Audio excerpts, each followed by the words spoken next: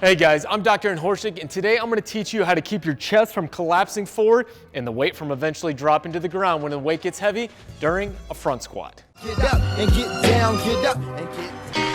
Hey guys, thanks so much for stopping by the YouTube channel. During a front squat, the main problem and frustration that a lot of people have is eventually the weight gets heavy and their chest collapses forward, they end up missing the weight forward.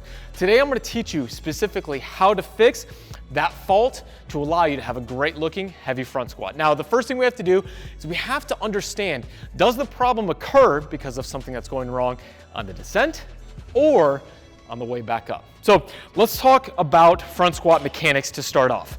I'm just gonna use the barbell. Whenever you are front squatting, ideally what we wanna see is the bar track over your midfoot. That means that your body is in balance and capable of producing efficient force and power. So let's do just a quick view of the front squat from the side view. So from right here, as I squat down, that bar should be over my midfoot, and on the way up, same thing as well. Well, what happens is that if you have a problem on the descent, so on the way down, it's gonna look like this. That bar is gonna wind up over my toes a little bit more. And what that means is that because I'm off balance, it's gonna be much harder on the way up to keep in balance, and the bar is gonna drop to the ground. So you can have a problem in your chest collapsing forward because you're already putting your body in a bad position because of a problem on the descent. Now, two things will usually put you into a bad position on your descent. First one, ankle mobility. As you squat down, you need those knees to move forward over your toes in order to allow you to keep your chest upright for a good balanced front squat. So first things first, let's clear up ankle mobility. If you cannot keep your chest up on the descent, likely ankle mobility is a big problem. Grab a bench, drive your knee forward over your toes until you feel a good stretch in the back of your calf, something like this.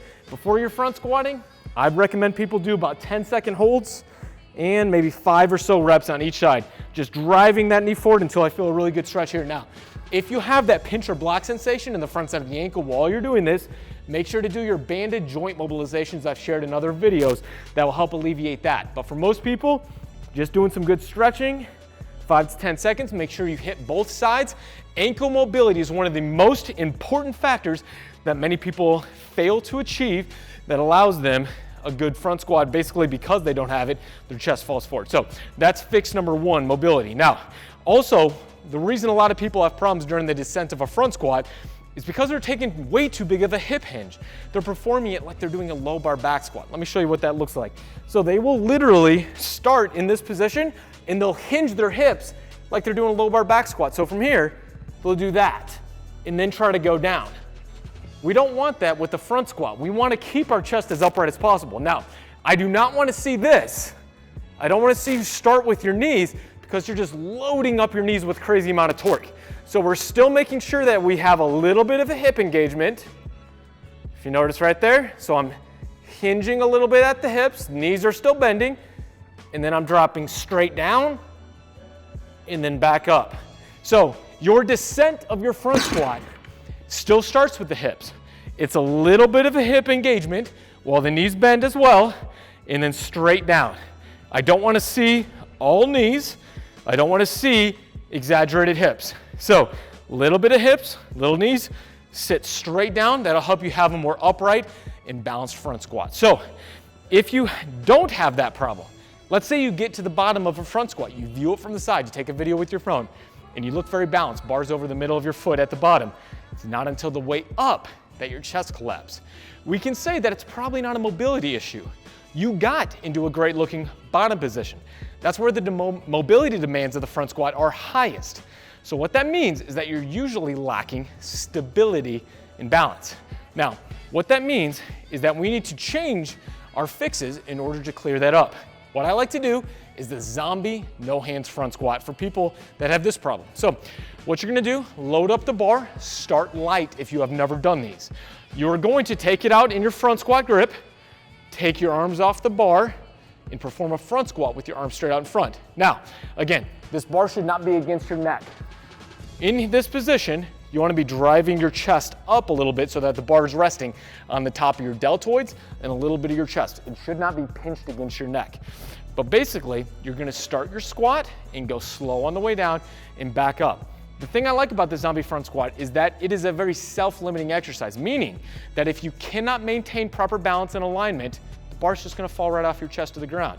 So get into your good front squat position, take the bar out, set your feet in a good position, okay? From here, hands off the bar. Breath, brace.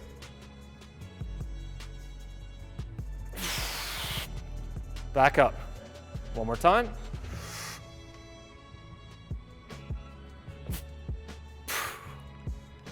Back in. There you go.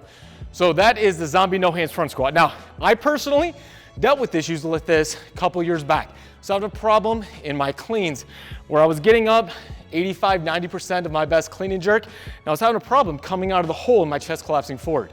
Also, my front squat was not looking that great at the time. And I was just not in my own head being able to figure out, why am I having this problem? It's not until I started doing the zombie no hands front squat that it really cleared up the problem, because it exposed my problem in creating stability, balance, and control on the ascent of the squat. Start off light, 50, 60% max of your best front squat. Do maybe sets of 3 and slowly work back up. You can even do sets of 1 at something higher, but remember, technique quality is the most important part of the zombie no hands front squat, because if your technique suffers, what's gonna happen? The bar is gonna fall onto the ground, and you're not gonna be helping address your weak links of what you need to have a better front squat or a better clean. So there you guys go. I hope you guys liked today's quick YouTube video that addressed problems in your chest collapsing during a front squat, which eventually allows the bar to fall to the ground.